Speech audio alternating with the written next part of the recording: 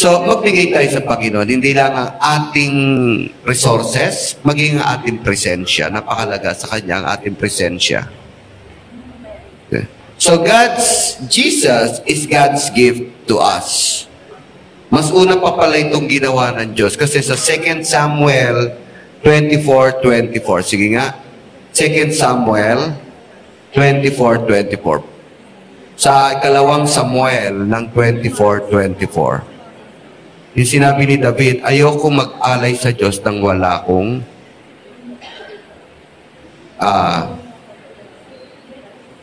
okay. Sabi niya rito, pero yung pala mas una pa ang Diyos na ginawa ito bago kay David. But the king replied to Araunah, no, I insist on paying you for it. I will not sacrifice to the Lord my God burnt offering that cost me nothing. So David bought the threshing floor and the oxen and paid 50 shekels of silver for them. Sabi ng ni David kasi mag-aalay siya. No? At sabi nung may-ari ng lupa, si Araunah, nung dumalaw sa lupain, nung kung saan mag-aalay siya si David, nagulat yung si Araunah, ba yung presidente namin nasa bahay namin, kakaiba to. So sinalubog niya si King David at ang pakay ni David ay bilhin ang lupaing iyon para doon siya mag-aalay sa Diyos. At siyempre, bilang pampalakas sa presidente, no, inyo na yan, inyong bibigyan ko pa kayo ng oxen, ng baka ng pag-aalayan nyo. Alam niya sagot ni David? Hindi, bibiling ko yan. Kasi ayaw kong magbigay sa Diyos nang walang sakripisyo. Nang walang sakripisyo. Pero tayo, gusto natin yung mga libreng binibigay, binigay na, ibibigay pa. Yung mga karamihan, mga panregalo natin, niregalo rin lang sa atin. No? O digay, mas gusto natin talagang wala tayong sakripisyo. And that is the reason why David is the man before his heart.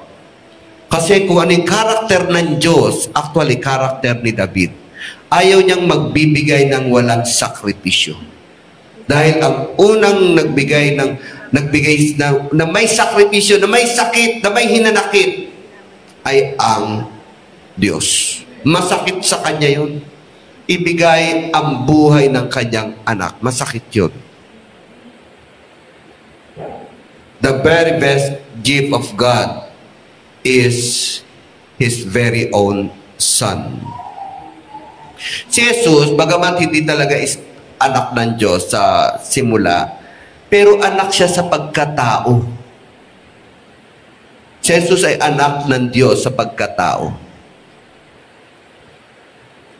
Nabuntis si Mary because of the Holy Spirit, because of God. At nung pinanganak na si Jesus, yan lamang ang katangi-tanging anak ng Diyos na tao. Kaya nga siya ang begotten Son, the only Son. Yun ang ibig sabihin nun. And then, nakikita mo lumaki, pinalaki, pinatubayan, ginabayan. Actually, ginabayan siya ng Diyos. At nakita niya lumaki to, nagkaroon ng karunungan mula sa Diyos. Inalagaan din talaga siya ng Diyos. Napamahal ang Diyos sa kanya. Minahal siya ng Diyos. Kasi si Jesus talagang mahal niya rin ang Panginoon bilang tao. And then later on, mamamatay lang din sa harap niya. Babalasugasin ng tao. Duduraan ng tao. Anak mo yun, ginaganon, sasampalin ng tao. Masakit sa Diyos yun. Kasi anak niya talaga si Jesus sa pagkatao. Kaya masakit talaga sa Diyos yun. Siya ang ama. Siya talaga ang ama. Kasi nabuntis si Mary sa magitan ng Diyos. Kaya ang sakit sa kanya na makita na siya'y binabalasubas, binabastos, at pinatay. Kaya nagdilim ang daigdig. Naghimutok din ng Diyos talaga doon. Nakita niya ang katangi-tangi niyang anak na tao ay papatayin ng tao. Pero the best gift of Jesus, or the best gift of God, is Jesus Himself. Hinayaan niya ang kanyang kaisang anak na tao ay patayin ng mga tao. Because God's nature is to give. That is His nature. Talagang ang nature ng Diyos magbigay ng magbigay. Ang una niyang pinagkalooban niya beforehand, yung mga kailangan natin. Kaya may nilalang siya na para sa atin. Para sa inyo. Everything is given to us by God. Lahat naman binigay sa atin ng Diyos eh. Pati kaluluwa natin, pati hinanga natin. Kanya yan, wala tayong atin except yung ating desisyon, yung ating will. Pero lahat yan, yung buhok nyo, yung mata nyo, yung kalusugan nyo, yung buhay nyo, yung araw-araw na kinakain nyo, yung kinikita nyo, lahat yan yung Kanya. Ang tanging atin lang talaga ay yung ating desisyon kung mamahalin mo siya o hindi. Yan ang napakalaga sa Kanya. Magdidesisyon ka ba kung gigising o hindi? Magdidesisyon ka ba kung hatid ka ng prayer meeting o hindi? At meron pa tayong last prayer meeting. Kumukunti na yung prayer meeting, bumaliktad. Dati noon, dumadami ng dumadami. Ngayon, umuunti, nagkakatamaran. And that is the very precious na talagang inyo. Inyo talaga yan. Whether you come here or not. Alam nyo, mas mahalaga sa Kanya ang presensya nyo kesa sa tithes nyo. Bagamat kailangan yung tithes. Mas mahalaga ang presensya kesa sa talent nyo. Kaya sinabi rin ni Jesus, alam nyo? Sinabi ni Jesus, Panginoon, di ba nagpagaling kami sa pangalan nyo? Di ba tumawag kami sa pangalan nyo? And then sagot niya. Ano sagot niya? Hindi ko kayo nakikilala. Nagtataka ko, kala ko ba basta tumawag sa Panginoon ligtas? Kasi ito yung mga taong mas ginamit lang nila ang pangalan ni Jesus kaysa magbigay ng kanilang pag-ibig sa Diyos. Merong yumaman sa pangalan ni Jesus. Merong sumikat sa pangalan ni Jesus. Merong naging kilala sa pangalan ni Jesus. Pero yung ibibigay nila, yung talagang sakripisyo, wala. Kaya yung pala ang dahilan kung bakit may mga tao talaga hindi rin maliligtas kahit tumawag pala sila kay Jesus, nagpagaling kay Jesus, nagpalayas ng demonyo kay Jesus. Kilala nila si Jesus, pero zero balance pagdating sa ano yung ibibigay mo sa Panginoon. Kasi yung binibigay nila sobra-sobra lang. At gift yung magpagaling ka, Kanya yun eh. Gift yung may kapangyarihan kang magpalayas ng demonyo. Gift yun, hindi iyon. Ginamit mo lang ang Diyos para maging kilala ka, sumikat ka, magkapera ka, yumaman ka. Pero ano yung ibinigay mo talagang galing sa'yo? Nagsimbang madaling araw ka ba? Hello? Ay, sayang kasi pagod ako. Yun yung hinihintay ng Diyos, yung decision mo. Kahit napagod ka na, talagang ibinabangon mo sarili mo because you want to praise the Lord. Yung bang, abalang, ngayon, marami mga abala ngayon, pero nagbigay ka pa rin ng oras sa Diyos.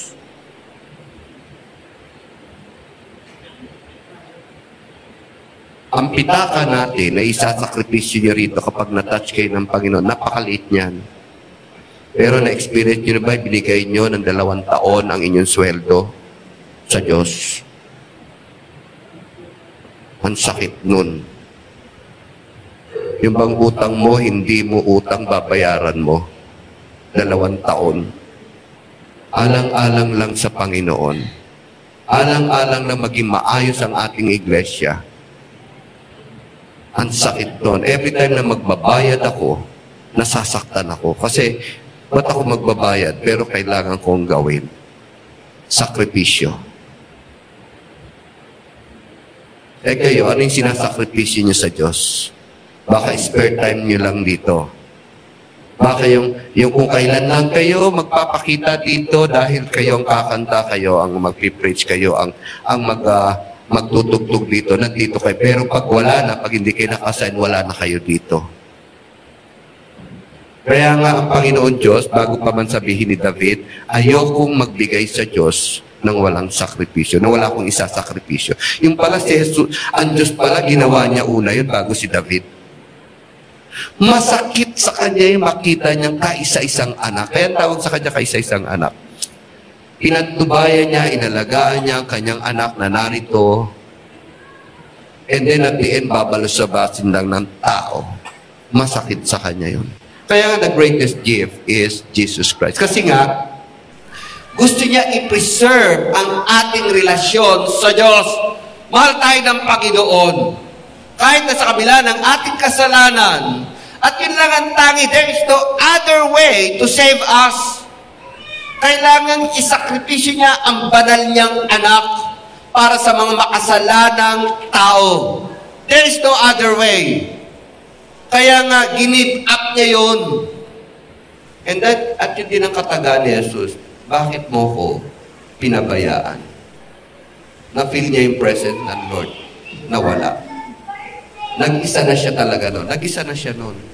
And He has to give up himself. Yung buhay ni Jesus, kailangan niya rin i-give up. Kailangan, at the end, gawin niya yun. Kaya nga, at the end, sabi niya, tapos na rin. It is finished. Now it is finished. What is your part? Ano ang part nyo para magbigay kayo na may sakit? Actually, tithes, extra din lang yan. Para sa Panginoon talaga yan eh. At ngayon, dito nyo malalaman ang hindi nagtithes. Dito nyo malalaman. Kaya aware kayo ha. Kapag tamad kayo magbayad ng utang, sigurado ko, hindi kayo marunong mag-tithes. Bayaran nyo rin yung responsibilidad nyo sa tao. Bakit ko nasabi? Kasi, kung yung Diyos at kung yung tao na naniningil sa inyo, hindi tamad kayo magbigay, responsibilidad nyo yan. How much more ang Diyos na sa Kanya hindi naman naniningil? Hindi naniningil ang Diyos.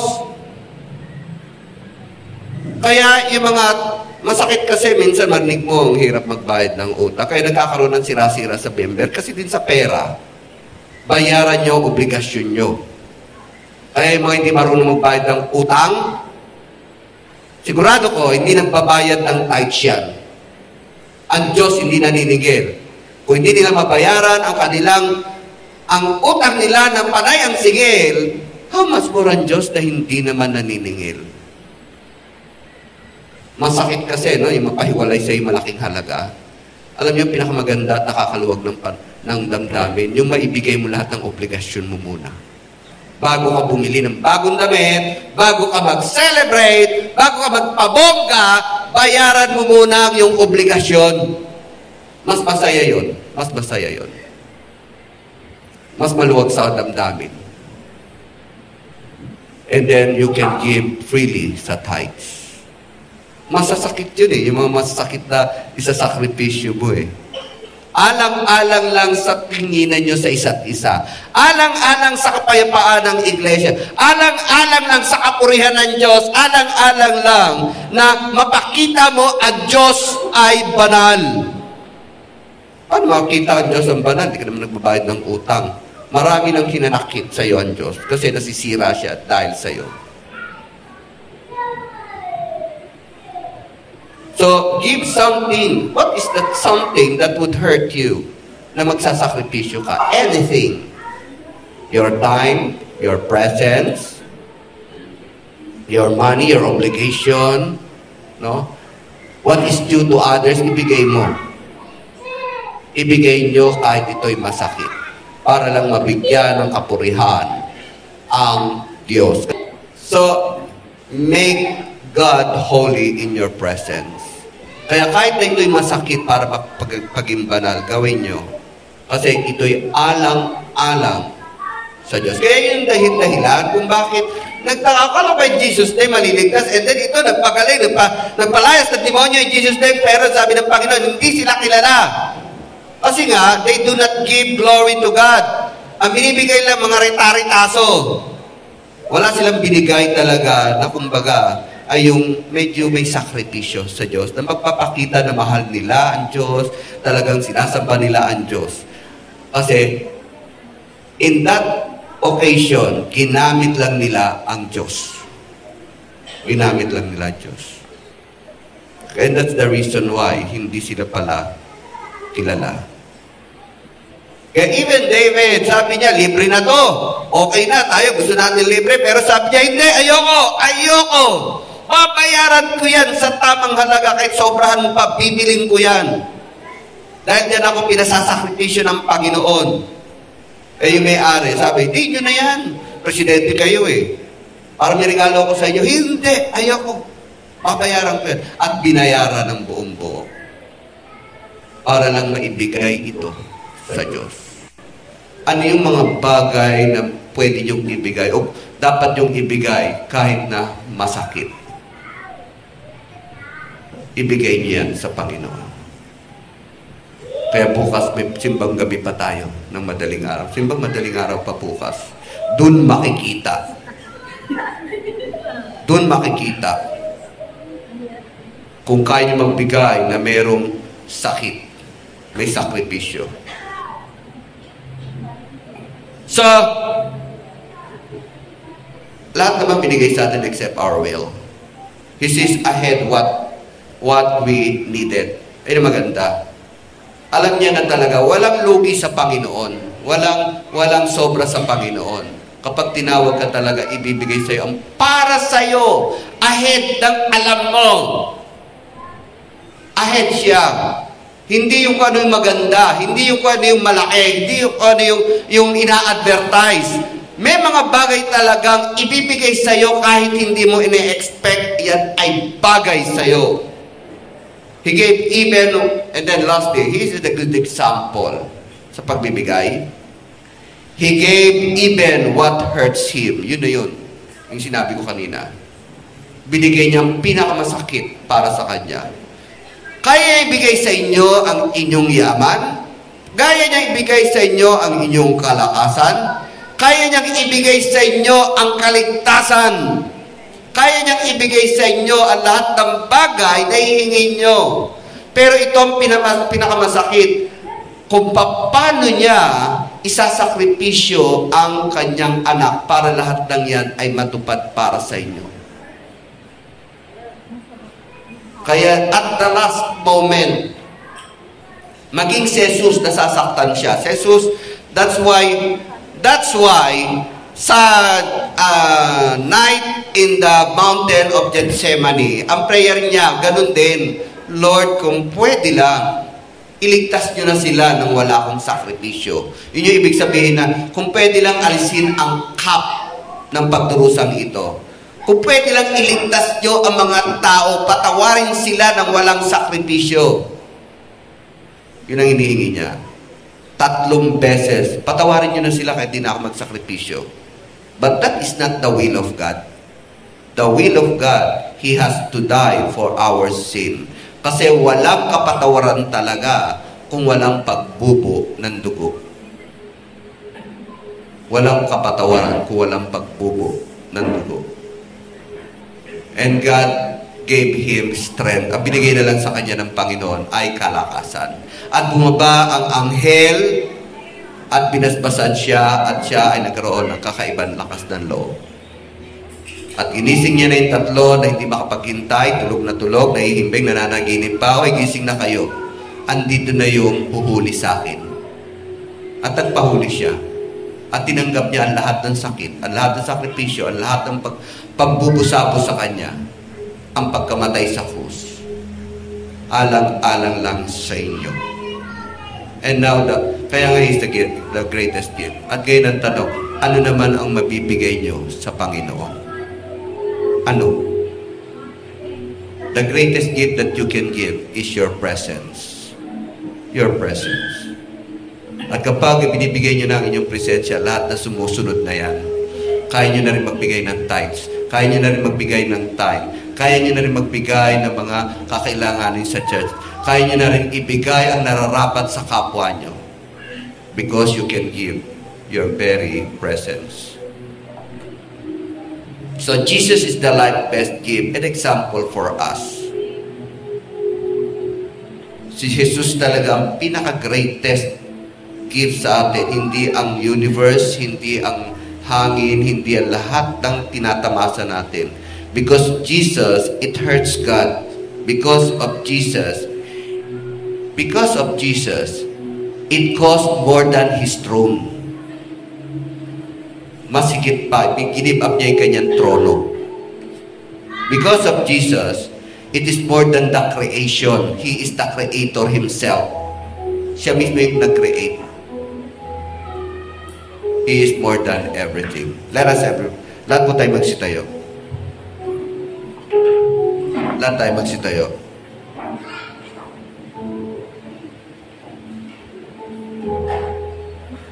Lahat tayo magsitayo.